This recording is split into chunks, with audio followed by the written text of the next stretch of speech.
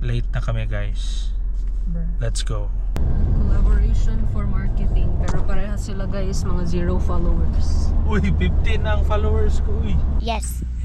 You're too big already because you keep eating. Ayan guys, quick update. May nakalimutan tayo. Kita ko mapuputon nyo din. So, tingnan natin guys, pupuputon.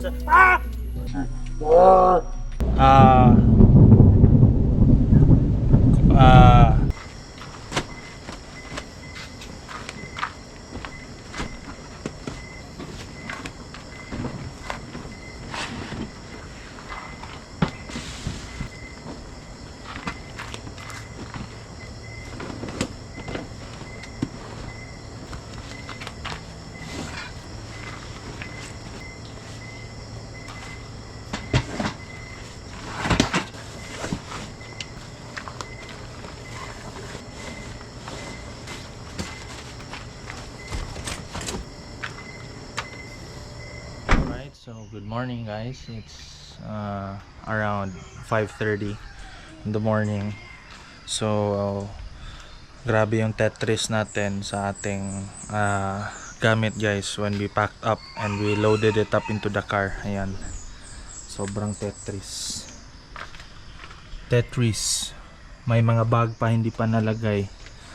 So yeah, but again, that's one of the joys of kapag ganito yung mga camping trips, is the joy of trying to fit your gear inside your car. So yan. So yeah, inaantay na lang natin sila mama at saka yung younger sister ko matapos kasi naligo pa, and we're gonna go ahead and meet up with my older brother, yung kuya ko. So yeah, catch you later.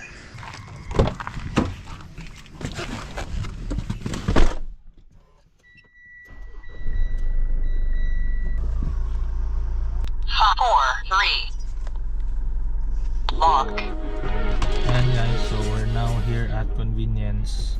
Inaantayan natin sila kuya. Hindi pa sila nakapagdating. So, Dok, saan na daw kayo, Dok? kasama natin ang fam. Diyan si mama guys, and then my younger sister. Yan. Sa convenience kami maghintay sa Katalunan, yung lagpas sa FGR. So ayan, it's around 6:30. Late na kami guys. Let's go. Alright, so ang layo pa pala nila kuya guys. Bruh. So magpapagas na muna tayo. So yan guys, morning Katalunan Grande. Diba hindi pa traffic, pero mamaya guys sobrang traffic na yan. But it's the Holy Week, so probably a lot are paalis ng Davao. Yan. Alright guys, so andito tayo ngayon sa Petron Tugbok. Pagpagas na lang muna tayo kasi wala pa sila kuya. Actually, yung isang kuya ko, ang eldest namin, nandun na sa Kalinan because nagpalengke muna sila. So may vlog din yun siya guys. Follow nyo din si Kuya Mac Vlogs. I'll put the link down in the description. So yeah. So ayan guys, may bagong switch si Bunso. Inubos na yung pera niya guys, yung baon niya sa switch niya. Alright. Anyong hasiyo your boo. Dito na si Utol. Copy. Nakapag meet up na guys with Mr. Motoholic. Ay, di naman din alam mo yung name. Cut that out. Ano pala? Ano ganing name niya? Ano yun? Yeah, Motoholic Vlogs pala. Yan guys, so nasa harap sila. Kasi galing tayo nagpahangin kasi medyo kulang yung daw, ano daw? yung hangin natin. Dugangi daw ang uling. Huling, sabihin mo nag Diyos ko. Dumagi ang uling. 3 kilos. Lecho lang ito.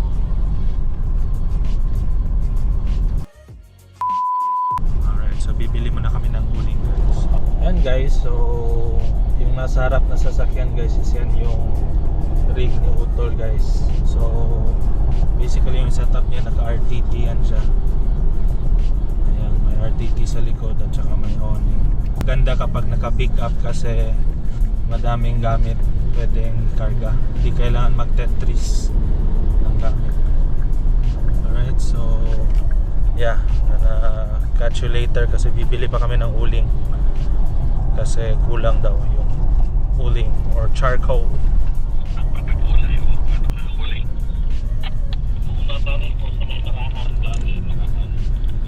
And yung Haseyoyorabu. So after almost 2 hours of back and forth, papunta na talaga kami sa camping site. Bahay mo. Hello. Bye-bye.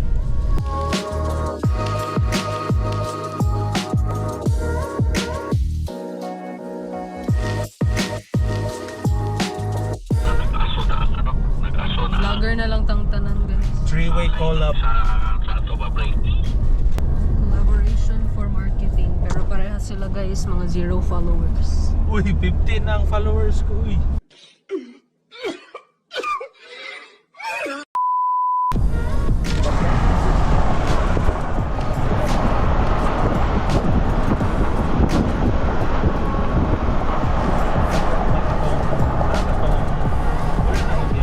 Yan guys, so nandito kami sa palengke sa, at saka na yung Marahan, di ba? Palengke sa Marahan guys. Bibili muna kami ng mga kulang. Ayan guys, featuring Kuya Mac Vlog. Follow nyo guys. Ayan guys, ito yung rig ni Kuya Mac Vlog. Hi! Yan guys. Hi Magitot. Hi! Do I look so cute? Yeah. Para sa yan guys si Motoholic Vlogs.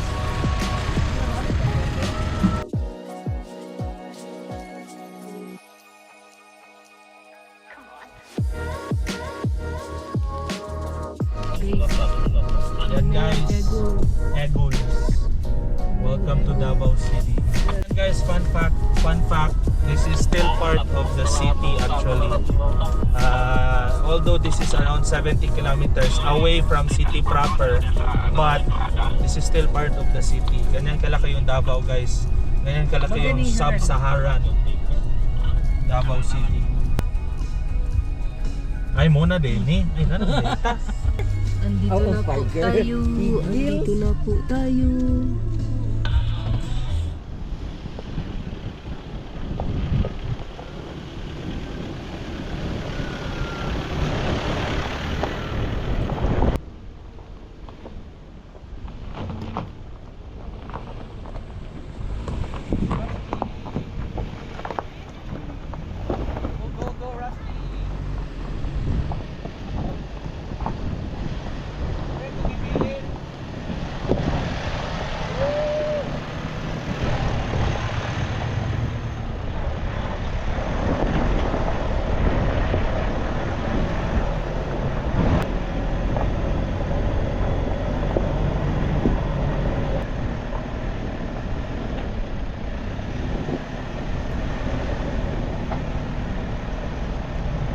Kaso lang man, kaso lang. Oh, kaso lang. Ang kaayo ang place. Ah, Toka! Wait, alam that! Ano yun? Bruh, the truck itself. Ngitin daw, it's so long. Buak. Upgrade yung tawag sa. Di okay ra na tay tag 250 ra na. Ayan guys. So may vlog content na tayo for today. So ang nangyari kanina guys, ayun siya. Let's check out the damage. Hey! Vlogception. Vlogception. We're planning where we will set up our tents and all. It's very cold guys. Malamig masyado. Napakalamig. Nice masyado.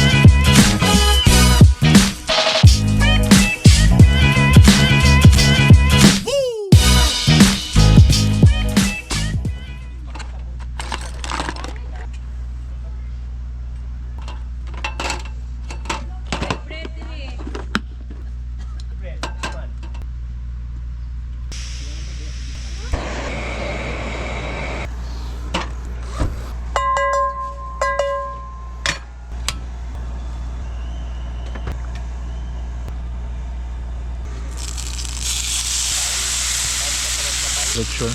No, like that's the hot and spicy.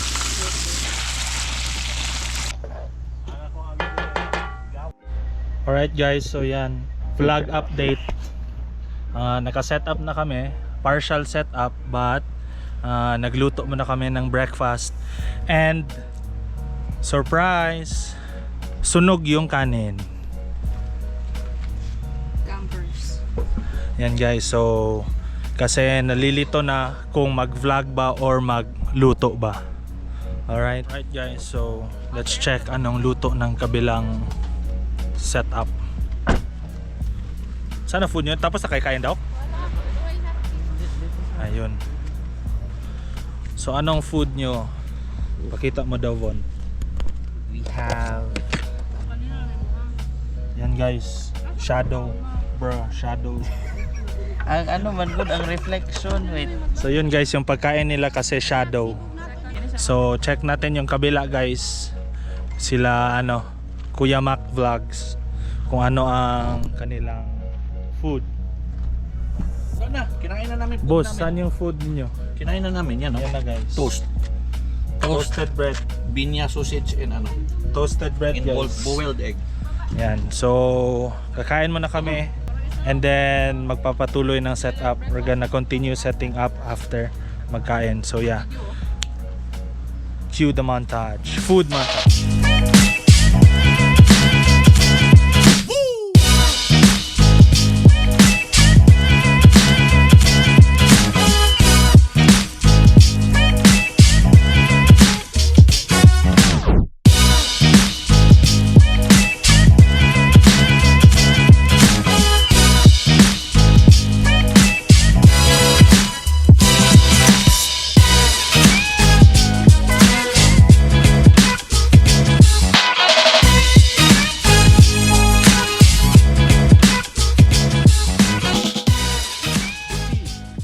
Yan guys, so may dog po kami.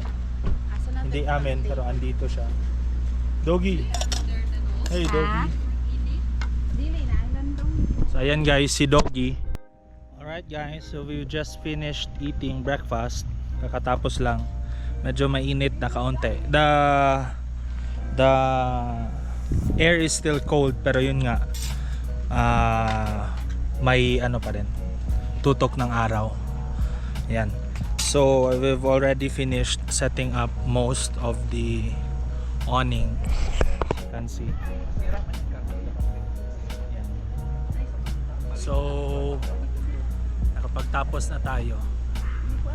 And I've also put up this nalagay ko na yung sunshade.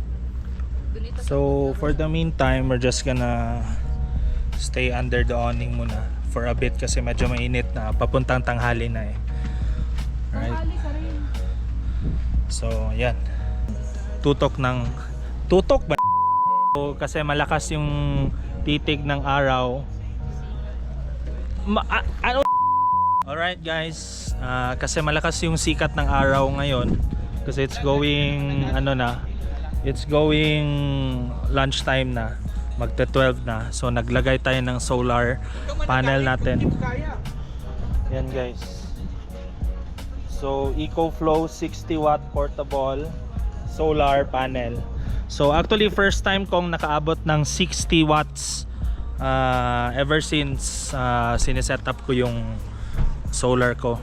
I normally just get around 40 to 50, even doon sa bahay, 40 to 50.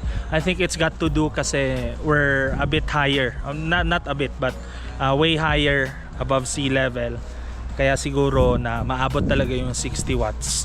So with regards to the 60 watts, that's pretty much self-sustainable for my portable ref already, kasi my portable ref draws around right now it's drawing around 48.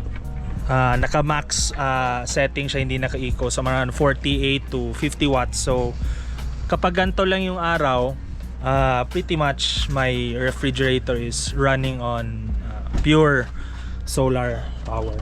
So ayan, ito yung ref na tabi muna natin tong switch ni Bunso, dadala ng switch sa camping. So ayan, Ito yung portable ref natin. Move natin kaunti. Wait lang. Yan, portable ref natin. So it's currently running around -5 degrees Celsius. Kapag ganyan yung temperature, hindi siya gaano mag-consume. But if you lower the temperature to maybe yung freezer point, like mga around -20, mas malakas yung kain. And then the compressor is always on. Actually, this goes with all portable refs in case you have your own portable ref. Ganyan yan siya. The lower the temperature, the more power the refrigerator will draw. So ngayon kasi I'm running around -5 lang. Occasionally, yan, it's spiking up and down pero hindi naman siya constant.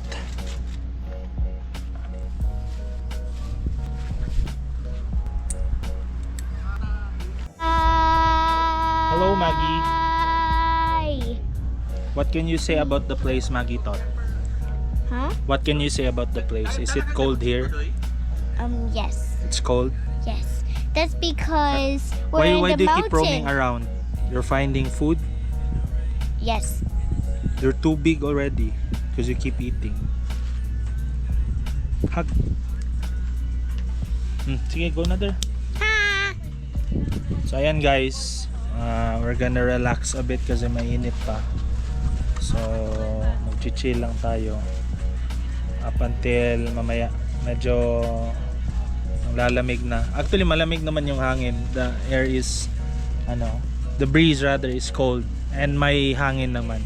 It's just that yung sikat talaga ng araw, yun yung mainit. And then it can still cause sunburn. Nakaka-sunburn pa rin yun.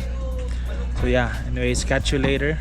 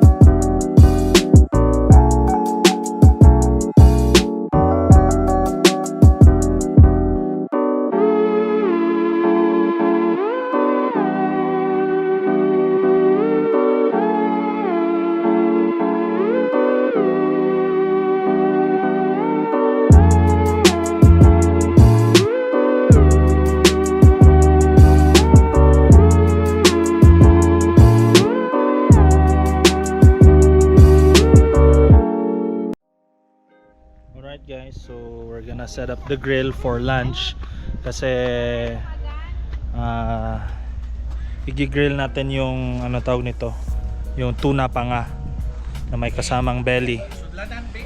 So yeah, medyo it's getting a bit cloudy already, so intermittent na yung araw. Yun lang, the downside is nawala na yung ating power source, which is yung solar, but yung important is at least lumalamig na talaga. It's actually getting really cold already. Yan, so Second corner, it's already snowing. Snowing. It's not snowing. Chicken.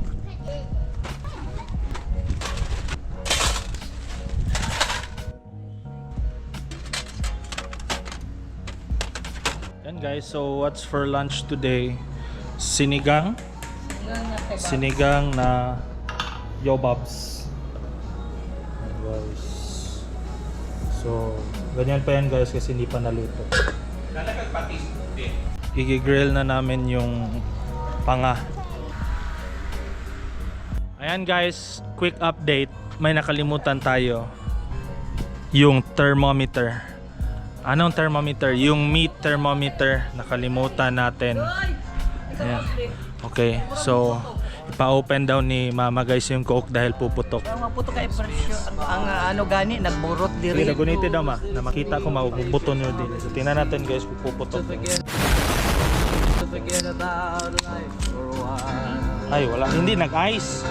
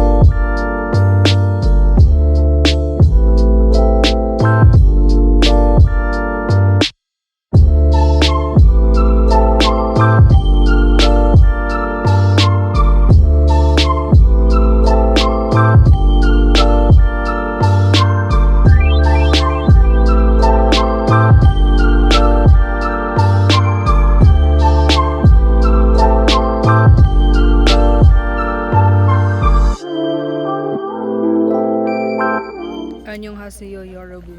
We will set up tent. What the hell? So magsiset up kami ng tent guys. Ano ilagay ang tent?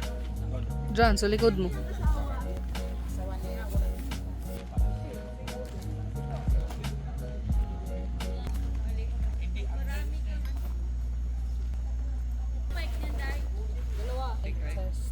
Sa DCLA per piliun. Saan mag-apil sa...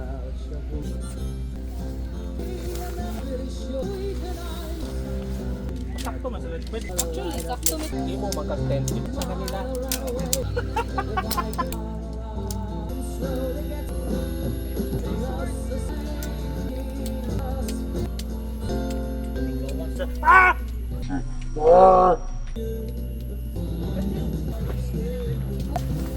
Dalawang ganday.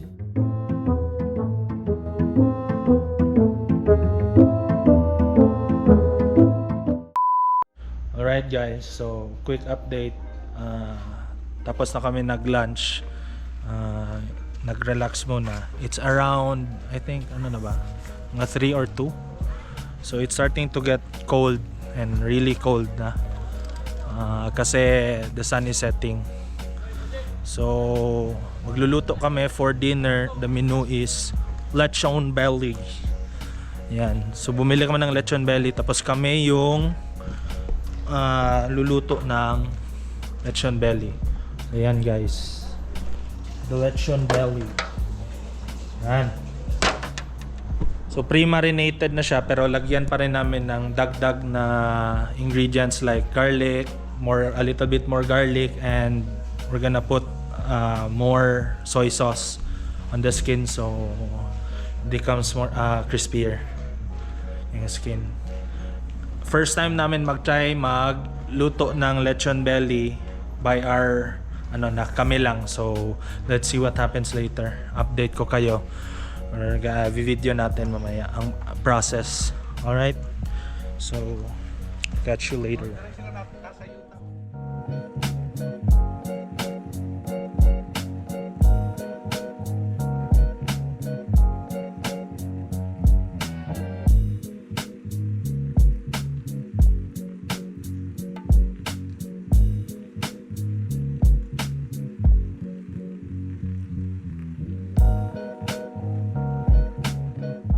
Hello guys, so update. It looks like there's an apparent rainstorm coming. Dahil pahinayis anang volume be. Alright guys, so good afternoon. Oh my god. Alright guys, so it's around 5 p.m. already. We're just done setting up camp. Yung tutulugan namin. Actually umuulan na. I can actually hear the rain. So yan, tapos na tayo mag-set up. So that's the current setup guys. And at my back, apparently it's like there's a rainstorm coming. But sige lang. Anyways, ito yung setup natin. Nilabas natin si Nature Hike na fly sheet. Yeah, nilabas natin si Nature Hike na fly sheet kasi para malagay dito sa loob yung tent na tutulugan ni Von.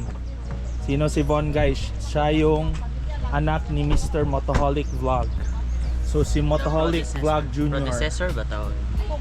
Pero bike pa lang guys yung alam niyang sakyan, hindi pa siya marunong magmotor guys.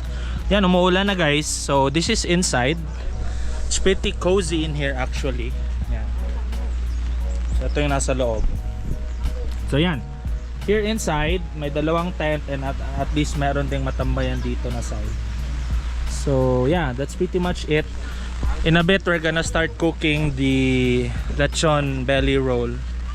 So stay tuned for that.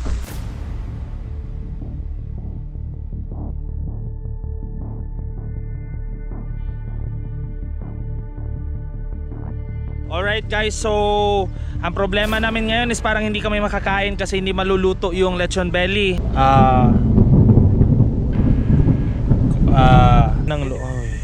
Bonfire time. It's really cold right now guys, honestly. Speak up the pace kasi. Ano na.